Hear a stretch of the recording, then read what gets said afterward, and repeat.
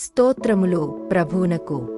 Telugu Bible ఛానల్కు మీ అందరికీ స్వాగతం. ఈ రోజు దేవుని వాక్యమును ధ్యానిస్తూ ప్రార్థనతో మన దినమును ప్రారంభిద్దాం. ఈ రోజు దేవుని వాక్యము కలహము అనే అంశమును మనకు బోధిస్తుంది.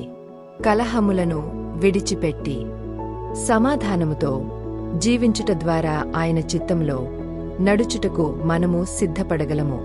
కాబట్టి మన హృదయములను నిశ్చలపరుచుకుని ఆయన వాక్యమును వినుటకు సిద్ధపడుదాం.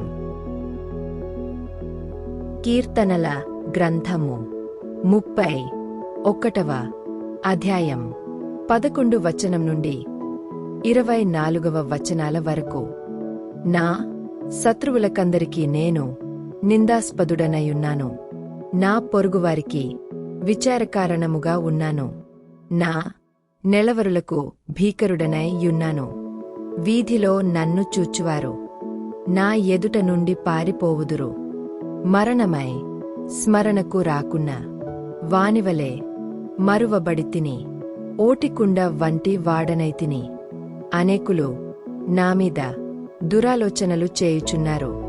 నాకు ప్రాణహాని చేయుటకు యోచించుచున్నారు. వారు గుసగుసలాడుట నాకు వినబడుచున్నది. నలుదిశలను నాకు భీతి కలుగుచున్నది. యెహోవా, నీయందు నమ్మికయుంచియున్నాను. నీవే నా దేవుడవని నేను అనుకొనుచున్నాను. నా కాలగతులు నీ వశములో నున్నవి. నా శత్రువుల చేతిలో నుండి నన్ను రక్షింపుము. నన్ను తరుమువారి నుండి నన్ను రక్షింపుము. నీ సేవకుని మీద నీ ముఖ కాంతి ప్రకాశింపజేయుము. నీ కృపచేత నన్ను రక్షింపుము. యెహోవా, నీకు మొరపెట్టియున్నాను. నన్ను సిగ్గు నొందనీయకుము. భక్తిహీనులు సిగ్గుపడుదురుగాక. పాతాళమునందు వారు మౌనులై యుందురుగాక. అబద్ధికుల పెదవులు మూయబడునుగాక. వారు గర్వమును అసహ్యమును అగపరచుచు నీతిమంతుల మీద కఠోరమైన మాటలు పలుకుదురు. నీయందు భయభక్తులు గలవారి నిమిత్తము నీవు దాచియుంచిన మేలు ఎంతో గొప్పది. నరుల ఎదుట నిన్ను ఆశ్రయించు వారి నిమిత్తము నీవు సిద్ధపరిచిన మేలు ఎంతో గొప్పది.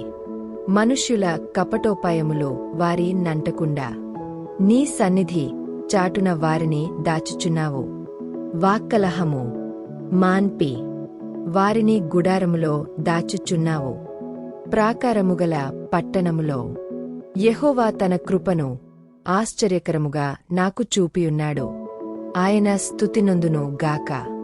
భీతి చెందినవాడనే నీకు కనబడకుండా నేను నాశనమైతిననుకొంటిని.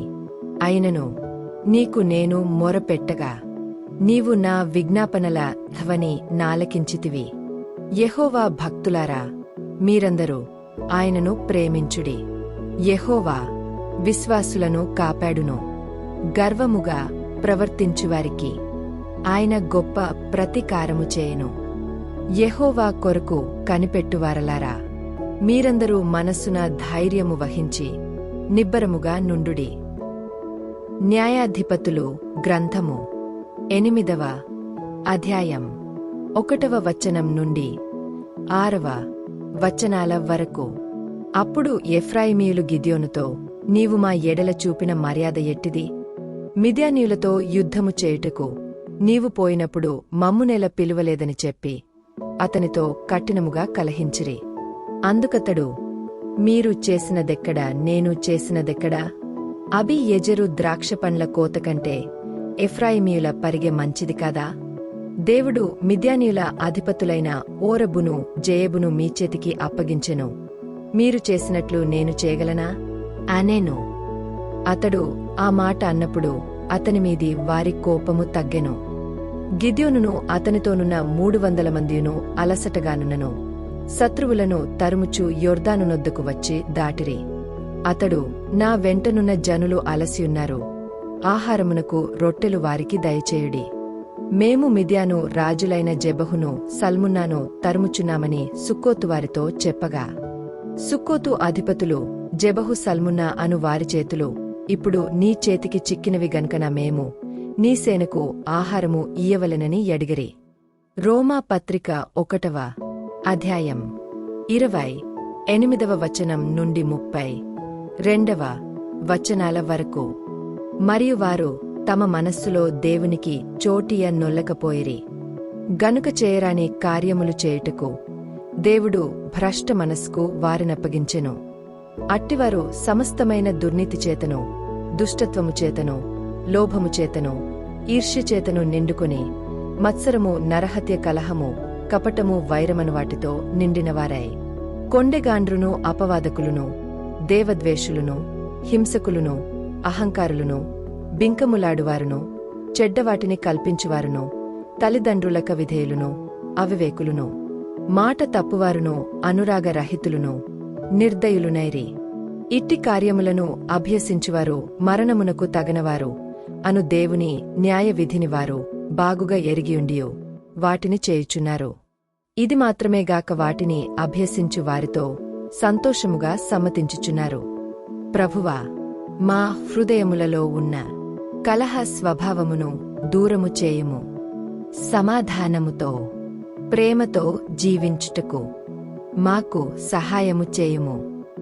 ఈ రోజు మేము ధ్యానించిన నీ వాక్యము మా హృదయములలో నిలిచియుండునుగాక.